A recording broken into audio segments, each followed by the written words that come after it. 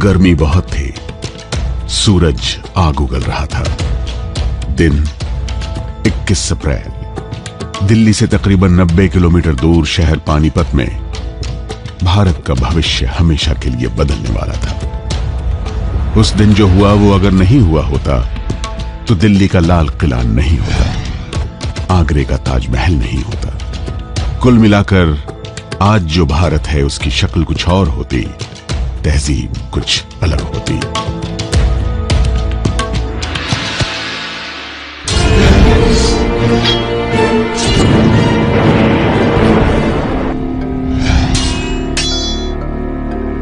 आज से तकरीबन 490 साल पहले मौजूदा हरियाणा राज्य का पानीपत जिला भारत के भविष्य का साक्षी बनने वाला था, गवाह बनने वाला था। हम मान सकते हैं कि यही वो जगह है जहां भारत के भविष्य को हमेशा के लिए बदलने वाला पानीपत का पहला रक्त रंजित युद्ध लड़ा गया। दिन 21 अप्रैल 1526। इस दिन जो हुआ उसे ही पानीपत की पहली लड़ाई कहते हैं।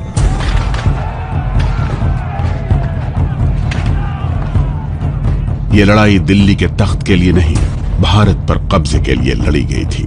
इसके दो पक्ष थे। एक, काबुल का तत्कालीन शासक ज़हीरुद्दीन मोहम्मद बाबर। बाबर अपनी पुश्तैनी रियासत फरगना और समरकंद को हारने के बाद बहुत मुश्किल से काबुल पर कब्जा कर पाया था।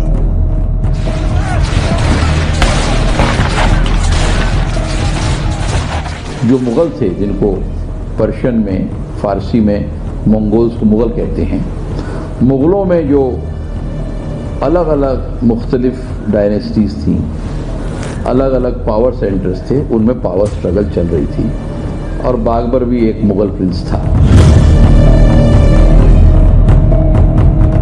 बाबर, आप पता है कि जब वो 11 साल का था वो फरगाना किंगडम का प्रिंस था। वहां उनके पिताजी का देहांत हो गया, वो राजा बन गए एट द एज ऑफ 13। और फरगाना एक छोटा सा किंगडम था जो कि अफगानिस्तान, उज़्बेकिस्तान में पड़ता है। जब वो उसने किंगडम को टेक ओवर किया, उसके बाद जो उसके कजन्स थे, अंकल्स थे, उसको निकालने की कोशिश की। 20 साल के लिए वो 3 बार फरगाना और समरकंद से ऑक्यूपाई किया, निकाला गया, ऑक्यूपाई गया, निकाला गया। लेकिन तकरीबन 1504 में उसने काबुल का कब्जा कर लिया।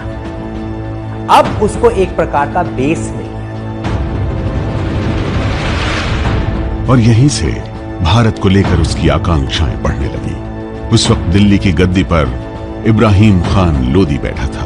पानीपत की पहली लड़ाई का दूसरा किरदार था लोदी वंश का यही तीसरा शासक इब्राहिम लोदी।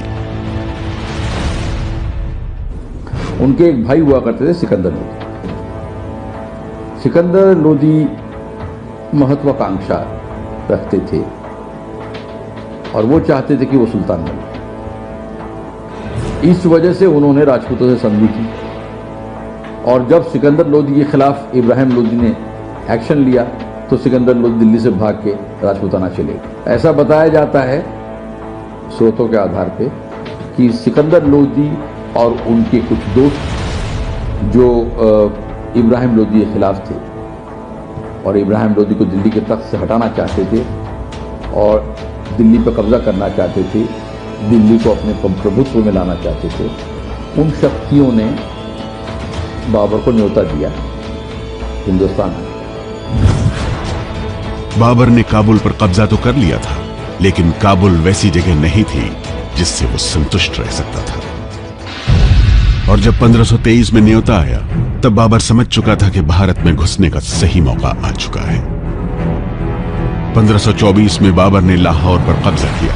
लाहौर नाम तब पूरे पंजाब सूबे के लिए होता था। लाहौर में बाबर गैरिसन यानी फौजियों के लिए एक गढ़ स्थापित कर लौट गया। साल 1525 बाबर ने एक बार फिर काबुल से दिल्ली की ओर रुख किया।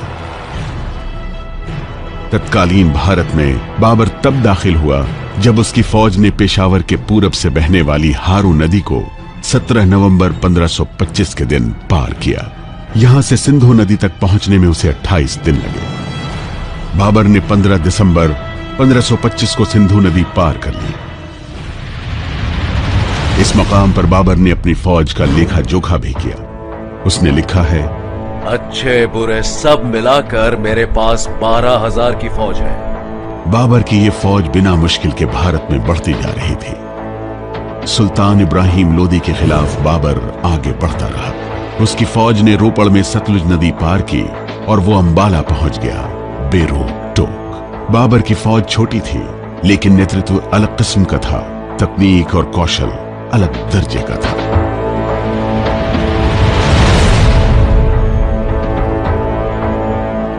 उसके पास ज्यादा कुछ फोर्सेस नहीं थे। रिकॉर्ड्स के अनुसार तकरीबन 12 या 15,000 की फौज उसके पास थी, लेकिन उस जो फौज थी वो तमाम वेटरन्स थी।